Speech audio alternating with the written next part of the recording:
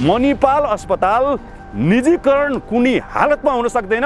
त्यो मणिपाल अस्पताल निजीकरण घुमाएर खरिद सेयरको नाममा केहीको नाममा गरिन्छ भने नि पहिला हामीलाई सिद्ध्याउनु। धनराजजी तपाईँ पनि फेरि पनि कान खोलेर सुन्नुहोस्, मणिपाल अस्पताललाई बचाउनुपर्छ। यो जनताको अस्पताल हुनुपर्छ।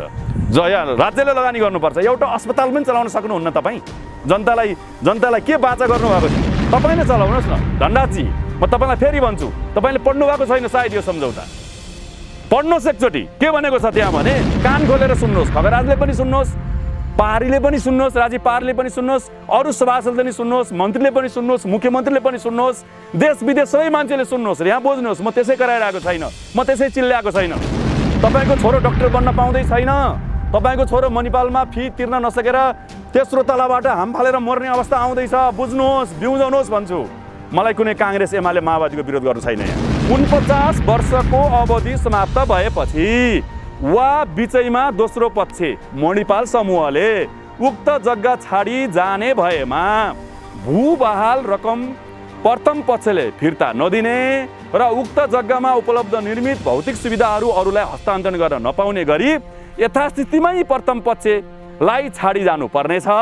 सो बाबत प्रथम पक्षले दोस्रो पक्षलाई कुनै रकम दिनुपर्ने छैन। प्रष्ट लेखिएको छ। अर्कोचोटि तपाईँहरू चुनावमा आउँदा भोटे कुकुर चाहिँ जङ्गलमा लाँदाखेरि यहाँ तार लगाएर काँडा हालिन्छ नि, तपाईँहरूले पनि गर्दनमा फलामको साङ्लो बाँध्नुहोस्, काँडा राख्नुहोस् र जनतासँग भोट माग्न जानुहोस्। मेरो अनुरोध, जनताहरूले तपाईँहरूलाई छोड्दैनन्। चाहे तपाईँ जुनसुकै पार्टीको हुनुहोस्, काङ्ग्रेस हुनुहोस्, एमाले हुनुहोस्, माओवादी हुनुहोस्, केही फरक पर्नेवाला छैन। जनताको सम्पत्ति सुरक्षा गर्नुपर्छ कि पर्दैन?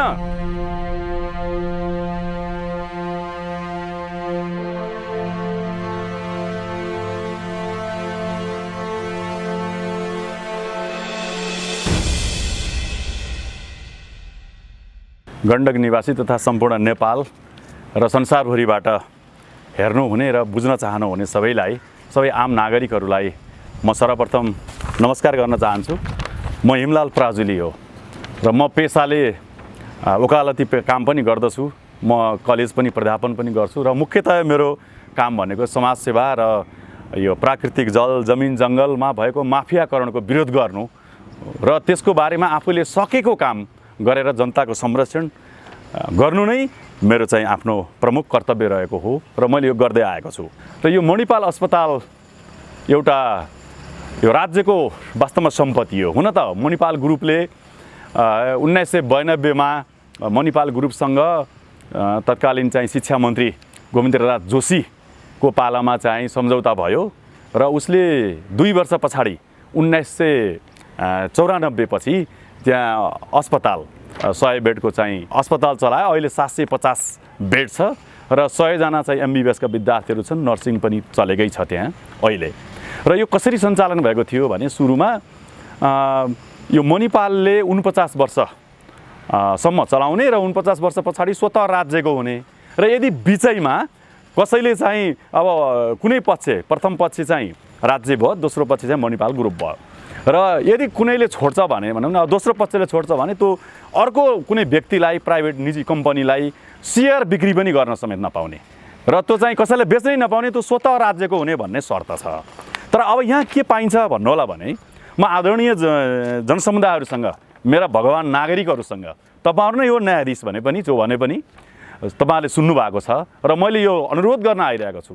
मैले यो नम्र स्वरमा भने पनि, चर्को स्वरमा भने पनि, जे भने पनि आखिर म जनताहरूसँग आउनुको विकल्प रहेन।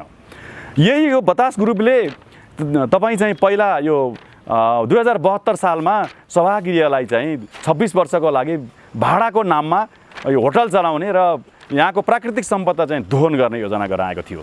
त्यसलाई पनि मैले मुद्दा हालेर मैले नै रोक्ने प्रयास गरेको थिएँ। जनताको आम समर्थन भयो, विभिन्न पार्टीहरूले सहयोग गरे, धेरै चाहिँ समाजसेवीहरूले सहयोग गरे र त्यो रोकियो।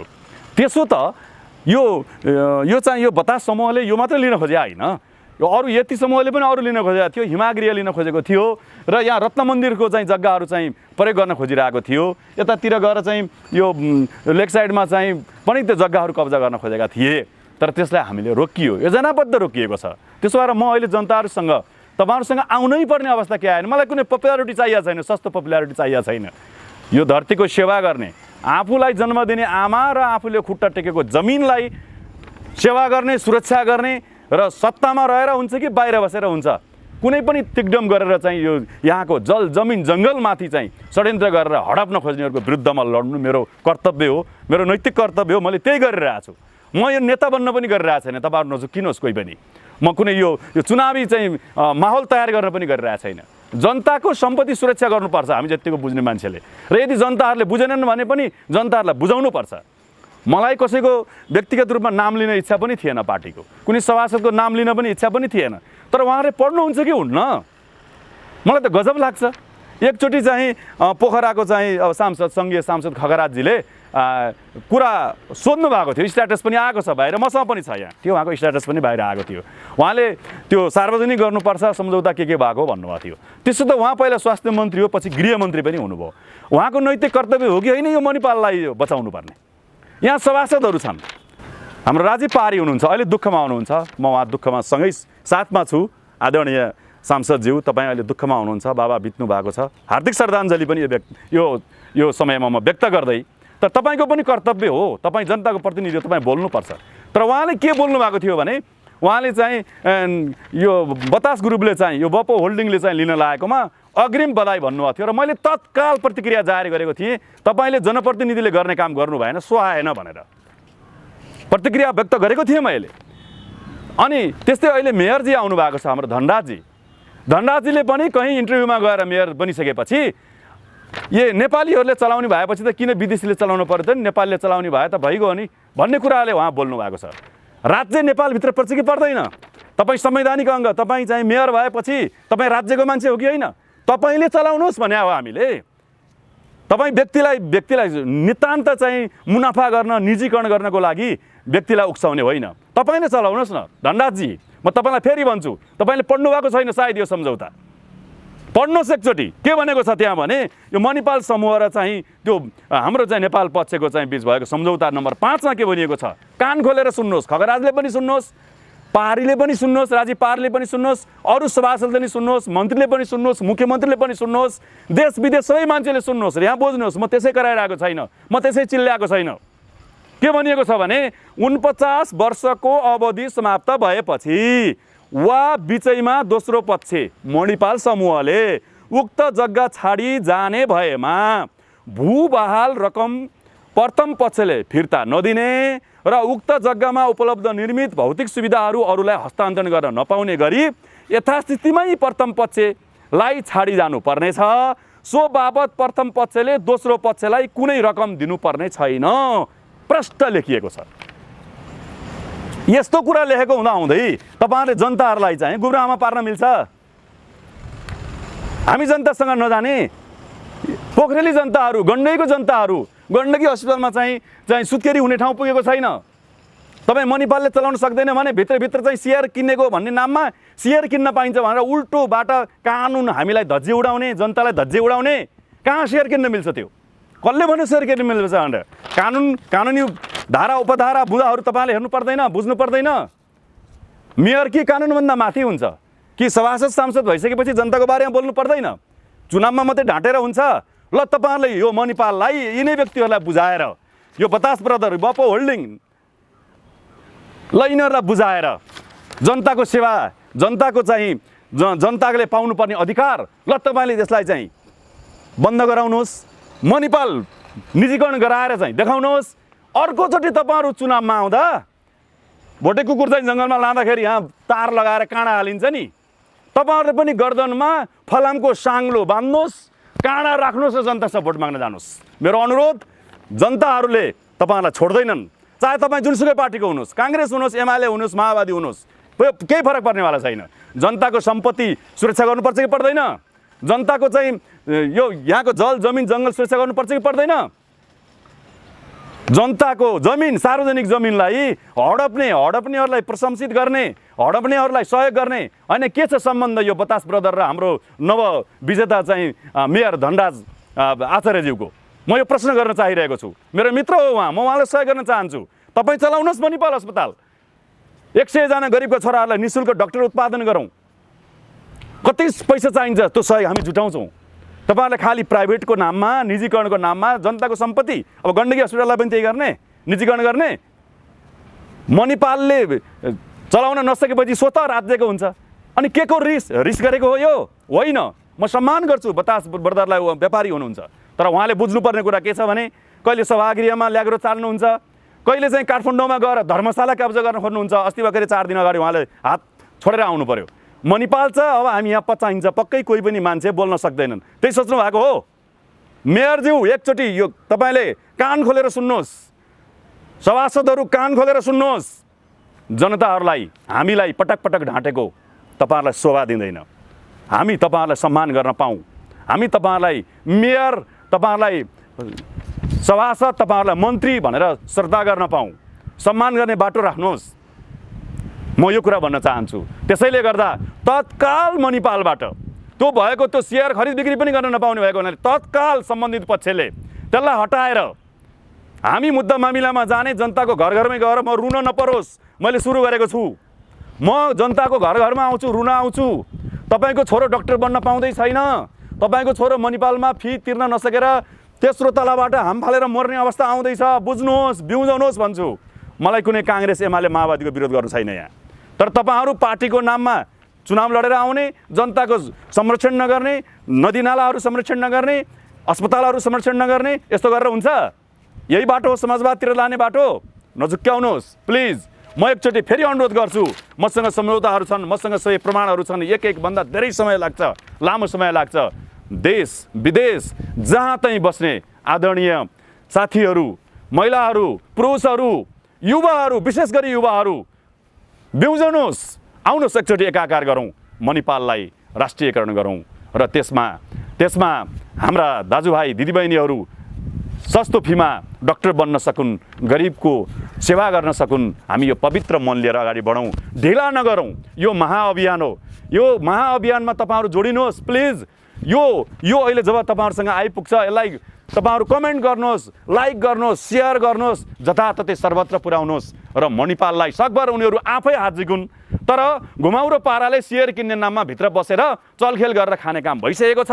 सभासदहरू स्याबास र बधाई दिँदै हिँडेका छन्, बेलुका सायद भोज भदेरमा मस्त केही भइरहेका छन्। यसमा नभुल्नुहोस्, यसरी हुँदैन राजनीति। तपाईँहरू सजग हुनुहोस् र तपाईँहरूको सम्पत्ति जोगिएमा हाम्रो इज्जत हुन्छ। यति मात्रै हो र? फिल्ट्रेसनको कुरा माथि मैले उठाएकै छैन। 23 वर्षको लागि 5 वर्षको मेयरले फिल्ट्रेसन ड्यामको नाममा चाहिँ त्यहाँ पैसा दुरुपयोग गरेको छ फेवातालको सिरानमा। खोइ त कसले बुझिरहेको छ? 1702 रोपनी जमिन यहीँ लेखनाथमा दुरुपयोग भइरहेको छ। मणिपालमा चाहिँ हाम्रो मेयर साहब चाहिँ 3 रोपनी जमिनमा चाहिँ सानो घर बनाएर चाहिँ त्यो हामीलाई सेवा दिन सास फेर्ने ठाउँ पनि छैन। आउनुहोस्, म तपाईँलाई 100 रोपनी जमिन दिलाइदिएर त्यो मणिपालको माथिल्लो लिएको त्यो चाहिँ पहिला महिला प्रशिक्षण केन्द्र थियो नि, त्यो जमिन मिलाइदिएर त्यहाँ अत्याधुनिक चाहिँ युरोपियन स्ट्यान्डर्डको, अमेरिकन स्ट्यान्डर्डको चाहिँ हामी नगर भवन बनाऊँ, त्यहाँबाट सुविधा लिउँ, जनतालाई खुसी बनाऊँ। खोइ तपाईँहरूको सोच? व्यापारको नाममा आफ्नो फाइदाको लागि भित्रभित्र चाहिँ चलखेल गरेर हुन्छ? जनताले बुझ्नेछन्। यो म अहिले तपाईँहरूसँग आएर यसरी अनुरोध गरेको जनतालाई जगाउन हो, जनतालाई बुझाउन हो र जनताहरूलाई मलाई विश्वास छ जनता भगवान हुन्, जनता सार्वभौम सत्ता सम्पन्न नागरिकहरू भनेको यो देशको सबैभन्दा शक्तिशाली मानिस हुन्। त्यसैले म तपाईँहरूसँग अनुरोध गर्न आएको छु, तपाईँहरूसँग म एकचोटि हात जोडेर मैले बिन्ती गरिरहेको छु, यो मणिपाललाई राष्ट्रियकरण गरेर जनताको सम्पत्ति बनाऊँ। अरू काममा पनि हामी लाग्ने नै छौँ। कुरा के हो भने उनीहरू नबोल्नको कारण के छ भने उनीहरू चाहिँ उनीहरूसँग उठबस गर्ने र त्यहाँ कमिसनको खेल छ। म प्रष्ट भनिदिन्छु, अहिले बेला आएको छैन। यदि म कुनै दिन पोखरेली जनताको सामु कुनै ठाउँमा उभिएँ भने आज जो चाहिँ सत्तामा रहेर मन्त्री बनेर मेयर बनेर उहाँहरू बनिरहेका छन् तिनको सप्रमाण तपाईँहरूसँग ल्याएर उनीहरूको वासस्थान अन्तै हुनेछ। म यहाँभन्दा अहिले म भन्दिनँ, उनीहरूको वासस्थान अर्कै नयाँ ठाउँमा हुनेछ। म यति नै भन्न चाहन्छु, यो कमिसनको खेल हो। यो कमिसन नेताहरूले खाएका छन् सबैले? जरुर सबैले त म भन्दिनँ। केही मानिसहरू जो चाहिँ छन् ती जो बोल्नुपर्छ ऊ बोल्दैनन् र निजीकरण गर्न नमिल्ने, बेच्न नमिल्ने कुरा बेच्न मिल्छ भन्दै हिँड्छन् भनेपछि सिधै कुरा होइन, गन्ध आएन त्यहाँ? सिधै गन्ध त सिधै देखिन्छ नि। राजनीतिक दलहरूको सहभागी कसरी हुँदो रहेछ भने घुमाएर। म सभागृहको मुद्दा लड्दा म लडेँ, मैले हालेँ नि। हाल्दाखेरि मैले हेरेको त्यो मिटिङमा उनीहरू सहभागी हुने आफ्नो चाहिँ प्रतिनिधि अर्कोलाई पठाएर प्रतिनिधि मार्फत कमिसन लिन्छन् उनीहरू। मलाई थाहा छ, म प्रमाण दिन सक्छु। सभागृह बचाएको त हामीले हो नि, म लडेको हो नि। आज सभागृहमा आएर ओली, प्रचण्ड, शेरबहादुर वा यहीँका चाहिँ खगराज अधिकारीहरू, राजीवहरू गएर भाषण गर्दाखेरि बाउले छोरा ठुलो भएर डक्टर इन्जिनियर भएर पाइलट भएर आकाशमा चाहिँ के अरे हेलिकप्टर उडाउँदा बाउ कति खुसी हुन्छ नि, म त्यस्तै हुन्छु के। ओहो, आज बचाइदिएको थिएँ, त्यसो भएर आएर खगराजजीले भाषण गर्न पाउनु भएको छ, म कति खुसी हुन्छु। खगराजजी यो सुन्नुहोस्, तपाईँले यो बुझेपछि कमेन्ट गर्नु होला। राजीवजी तपाईँ गएर बोल्नुहुन्छ नि, त्यहाँ ओलीसँग गएर अँगालो हाल्नुहुन्छ नि सभागृहभित्र बसेर, म बाहिर तपाईँभन्दा 1000 गुणा खुसी हुन्छु। किनभने सभागृह बेचिएको हुन्थ्यो भने आज तपाईँहरू त्यहाँ अँगालो हालेर खुसी साट्न पाउनुहुन्थेन। ओलीजी त्यहाँ बसेर राष्ट्रियताका कुरा गर्न पाउनुहुन्थेन। आदरणीय शेरबहादुरजी, प्रधानमन्त्रीजी तपाईँ पनि बोल्न पाउनुहुन्थेन। त्यसो भएको हुनाले मैले सुनेको छु शेरबहादुर देउवाको श्रीमती आरजुको पनि बताससँग कुनै लिङ्क छ। तपाईँले राम्रोसँग शालीन तरिकाले उहाँलाई त्यहाँबाट ब्याक हुन भन्नुहोस्। इज्जतिलो प्रतिष्ठान बनोस् बतास कम्पनी, म स्याल्युट गर्न पाऊँ उहाँहरूलाई। उहाँहरू आफ्नै तरिकाले चाँडै 1 हप्ताभित्रमा त्यहाँबाट बाहिरिएको समाचार पाऊँ, नत्र भने जनताले छोड्नेवाला छैनन्। मलाई त जनताहरूले समातेका छन्, म अहिले यहाँ एक्लै बोलेको छैन। यो जनताको आवाज हो, यो 11वटा जिल्लाको आवाज हो, गरिबको आवाज हो, सुकुम्बासीको आवाज हो, पढ्न नपाएकाको आवाज हो यो। त्यसैले आवाज त बोल्छ एकजनाले, तर त्यसको पछाडि धेरै मानिसहरू हुन्छन्। यो पनि याद गरिरहनुहोस्, जनतालाई झुक्क्याएर हुँदैन। कमिसनमा नबाँच्नुहोस् साथीहरू, प्लिज उत्पादनतिर लाग्नुहोस्। नेताहरू केही उत्पादन गरेर खानुहोस्, श्रममा विश्वास गर्नुहोस्, श्रमदान गर्नुहोस्। जनतालाई कमिसन खान होइन, श्रमदान गर्नुहोस्। नागरिक समाज चाहिँ किन चुप छ? नागरिक समाज त अब हामी पनि हौँ। अब उहाँहरूमा चाहिँ चेतना अलि डेभलप नभइसकेको हो कि, अर्थात् नागरिक समाजलाई नि प्रभावमा पो पारिएको छ कि। 1-2जना जो बोल्ने गर्थे त उहाँहरूलाई पनि अगाडि ल्याउनुपर्छ। म त कोसिस गरिरहेको छु। जनतासँग जोडिएको यो प्रत्यक्ष विषयमा बोल्नु पर्दैन? बोल्नुपर्छ। उनीहरू किन बोलेनन् भन्ने कुरामा मलाई यही त ताजुब अनौठो लागिरहेछ कि। म चिच्याइरहेको छु, म बोलिरहेको छु, म अनुरोध गरिरहेको छु, तर उहाँहरू किन बोल्नुहुन्न? समय नआइपुगेर पनि हो कि पनि जस्तो लाग्छ, तर ढिला भइसकेको छ। उहाँहरूले भित्री रूपमा पहिला ठाडो विरोध गरे, मैले पनि गरेँ। गरिसकेपछि मैले भने गृहमन्त्रीलाई नि भने, सूचना पनि दिएँ, म लडेको लडाइँ हो। अनि उहाँले त्यसपछि स्ट्याटस राखेर विरोध पनि गर्नुभयो। अनि त्यसपछि उहाँहरू बोल्नुहुन्न। खगराजजी तपाईँहरू बोल्न नहिचकिचाउनुहोस्। तपाईँहरू सांसद हो, कसको सांसद? जनताको सांसद होइन। तपाईँहरू बोल्नुहोस्, तपाईँहरूलाई हामी सहयोग गर्छौँ। तर मणिपाल अस्पताल निजीकरण कुनै हालतमा हुन सक्दैन। त्यो मणिपाल अस्पताल निजीकरण घुमाएर खरिद सेयरको नाममा केहीको नाममा गरिन्छ भने नि पहिला हामीलाई सिद्धाउनुहोस् कि हामीलाई मृत्युदण्ड दिनुहोस् कि हामीलाई जेल हाल्नुहोस्। मैले खुला चुनौती दिन चाहन्छु अहिलेका शासकहरू, अहिलेका गृहमन्त्री, यहीँका चाहिँ मन्त्रीहरू, मेयरजी, धनराजजी, तपाईँ पनि फेरि पनि कान खोलेर सुन्नुहोस्। मणिपाल अस्पताललाई बचाउनुपर्छ। यो जनताको अस्पताल हुनुपर्छ। राज्यले लगानी गर्नुपर्छ। एउटा अस्पताल पनि चलाउन सक्नुहुन्न तपाईँ। जनतालाई के बाचा गर्नुभएको थियो? शिक्षा, स्वास्थ्य, रोजगारका कुराहरू लिएर आउनु भएन मेयर। अनि भइरहेको अस्पताल पनि चलाउन सक्नुहुन्न, त्यो पनि अर्काले बनाइदिएको। राज्यको नाममा ल्याउनुहोस्, त्यो अस्पताल चलाउने जिम्मा मेरो भयो। म बिना 1 रुपियाँ पैसा नखाइकन, तलब पनि नखाइकन त्यो अस्पतालमा चलाइन्छु। मेयरजी, धनराजजी, म तपाईँलाई सहयोग गर्छु। सहयोग गर्ने मौका दिनुहोस्। राज्यले आफैले गरेको सम्झौता पनि बिर्सेको होइन। उहाँले म्यानिपुलेसन गरेर उल्टो पाल्टो बनाउनु भएको अहिलेका सभासद नेताहरूले। किनभने मैले भनिहालेँ, यहाँ केही कमिसनको खेल छ। राज्यकै निकाय पनि प्रभावमा छ त। अब नभएको भए सभागृहमा त्यति दुःख गरेर जिताउनु पर्थ्यो। म त पर्दा पछाडिको मानिस हुँ। आजसम्म यो गण्डकीका नदी नालाहरू, यहाँका चाहिँ ठुला भवनहरू, यहाँका चाहिँ मन्दिरहरू बचाउन कति लडेको छु भन्ने मलाई थाहा छ। केही जनताहरूलाई थाहा होला। त बिस्तारै उजागर हुँदै जान्छ। विषय पनि अदालत लिएर जाने। अब पहिला म जनजागरण गर्छु। पहिला म सभागृह डाइरेक्ट अस्पताल, यो अस्पताल जस्तो म गर्दिनँ। अहिलेको जो अस्पतालको जस्तो मैले प्रचार नगरी म डाइरेक्ट मन दुख्यो, चित्त दुख्यो, म मुद्दामा गएँ। अब अहिले चाहिँ म अलि यसलाई जनजागरणको विषय बनाउँछु र सबैमा चाहिँ एउटा उभार लिएर आउँछु कि यो हाम्रो सम्पत्ति हो, यो हो, यो त राज्यको हो। यहाँ त गरिबका छोराछोरी 100जना डक्टर हुन पाउँदो रहेछन्। यो त मणिपालले, विदेशी संस्थाले चलाएको, जाँदा बित्तिकै राज्यको हुँदो रहेछ। यो त यहाँको गण्डकी प्रदेश सरकारले चलाउनु पर्छ क्या। के गरेर बसेका छन् यी मन्त्रीहरू भनेके म त छक्कै पर्छु त। पहिला जनजागरण गर्ने, त्यसपछि अदालतसम्म पुग्ने। अदालतसम्म नि पुग्नु पर्यो, नभए जनताको खुट्टामा, तपाईँकै खुट्टामा म ढोक्न आउँछु भोलि। ल यो मणिपाल बचाउँ, मलाई कसरी चाहिँ सहयोग गर्नुहुन्छ भन्दै जान्छु जनतासँग। के फरक पर्छ भने म कति बाँच्छु र भने मसँग सँगै मेरो साथी हो रविन्द्र अधिकारी, मन्त्री भइकन बित्नुभयो। मलाई नेता हुने नि रहर कहिले भन, मन्त्री नै हुन नपरोस्। म चाहन्न यस्तो देश बिगार्ने मन्त्री हुनु छैन मलाई। म जनताको सेवा गर्न आउँछु। राम्रो काम गर्न कुनै पोस्ट चाहिँदैन। जनताको काम गर्न कुनै पोस्ट चाहिँदैन, म ग्यारेन्टी साथ भन्छु। त्यसैले जनताको काम गर्न म हिजो नि प्रतिबद्ध थिएँ, आज पनि प्रतिबद्ध छु, भोलि पनि हुन्छु। सभागृह त कसैले खान पाएन, बतासले कान खोलेर सुने पनि हुन्छ, हामीलाई हो रोकेको। र यो मणिपाल अस्पताल यदि राज्यले षड्यन्त्र गरेर नेताहरूलाई प्रभावमा पारेर गृहमन्त्री अर्थमन्त्रीलाई नि प्रभावमा पारेर अब त खाएँ भन्ने लाग्छ भने यो कुरा के मान्नुहोस् भने जनविद्रोह पनि सिर्जना हुन्छ यहाँबाट। तर शिक्षा र स्वास्थ्यको सवालमा एउटा पनि निजी अस्पताल र निजी स्कुल हुन मिल्दैन, बनाउन सकिँदैन, बनाउनु हुँदैन। त्यो त राज्यका नेताहरू नै अबुझ भइदिएर हो। जनताले पाउने सेवा सुविधामा पनि बदलाव आउँछ भन्ने चिन्ता हो। बदलाव त अब अहिले चाहिँ तपाईँ गएर हेर्नुहोस्, त्यहाँ 400 के पहिला 40 रुपियाँमा चाहिँ भित्र इन्ट्री हुन्थ्यो भने तपाईँ अहिले चाहिँ त्यहाँ पैसा बढिसकेको छ। एक्सरेको 450बाट 1500 भएको भनेर मलाई सूचना आएको छ।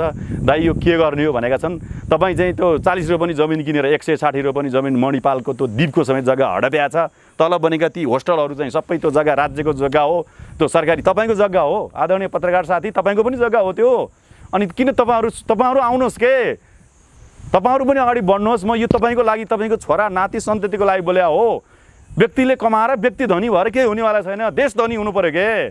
देश धनी भयो भने के हुन्छ? शान हुन्छ, इज्जत हुन्छ, हाम्रो मर्यादा हुन्छ। व्यक्ति धनी भएर हुने भए त यहाँ नेपालमा कति धनी छन्, धनी छन् नि इन्डिभिजुअली मान्छे, धनी नभएका होइनन्। त्यो भएर हामीले सरकारलाई बलियो बनाउने हो। र आदरणीय मेयर तथा यहाँको सरकारले, गण्डकीको सरकारले के बुझ्नु पऱ्यो भने म तपाईँहरूलाई सहयोग गर्ने एउटा पात्र हुँ। तपाईँहरू नतर्सनुहोस्, तर जनताको सम्पत्ति सुरक्षा गर्नुहोस्। र यो मणिपाल अस्पताललाई गण्डकीको, यो गण्डकी चाहिँ प्रदेश अस्पताल बनाउनुहोस्। र 100वटा चाहिँ सिट चाहिँ होइन, अब 200वटा सिट ल्याएर त्यहाँ यहाँबाट मेडिकलका विद्यार्थीहरू उत्पादन गरौँ। र त्यो पनि मेडिकलमा पनि यो पैसा महँगो असुलेर होइन, जम्मा 17 लाखमा पढाउन सकिन्छ मेडिकलमा। तपाईँ यहाँ 43 लाख 41 लाख राज्यले तोकिरहेको छ। यो माफियाकरण त यति धेरै माथिसम्म छ नि। हेर्नुहोस्, त्यसै केन्द्रमा काठमाडौँमा नि अहिले केही स्वतन्त्रहरूले जिते नि। बालेन शाह त्यसै उदाएका होइनन् नि, हर्क साम्बाङ उता त्यसै उदाएका होइनन् नि। मैले उनीहरूको सिको गरे होइन। फेरि बुझ्नुहोस् तपाईँहरूले, म 72 सालबाट लडेर आएको छु, म प्रमाण दिन्छु। गण्डकीले नचिनेको एउटा पात्र चाहिँ म जरुर हो। शिक्षा र स्वास्थ्य राज्यको पहुँचभन्दा बाहिर जानु भएन। यही हो मेरो लडाइँ, यति हो मेरो। काङ्ग्रेस विरुद्ध, एमाले विरुद्ध, माओवादी विरुद्ध होइन। शिक्षा र स्वास्थ्य यो राज्यको कन्ट्रोलमा रहेर सबै जनताले समान रूपमा उपभोग गर्न पाउनुपर्छ र त्यो सकिन्छ। It is possible. एकचोटि नेपोलियन बोनापार्टले भनेको छ, असम्भव भनेको त मूर्खहरूको डायरीमा हुन्छ। यहाँ त जे काम पनि गर्यो नजितिन्जेल हुन्छ हुन्छ भन्ने, जितेपछि यो नि असम्भव छ, त्यो नि असम्भव छ। एउटा अस्पताल चलाउन नि असम्भव छ भने यो मेयर किन चाहियो, यहाँ किन यो मन्त्रालय चाहियो? होइन, तपाईँहरू चलाउनुहोस्, जनतालाई सुविधा दिनुहोस् भन्दा किन तर्सनु पऱ्यो भने के? उहाँहरूलाई सहयोग गर्ने, सपोर्ट गर्ने। उहाँहरू त बरु सुविधा लिनुभएको छ, म त निःशुल्क उहाँलाई सहयोग गरिरहेको छु। खोइ बुझेको।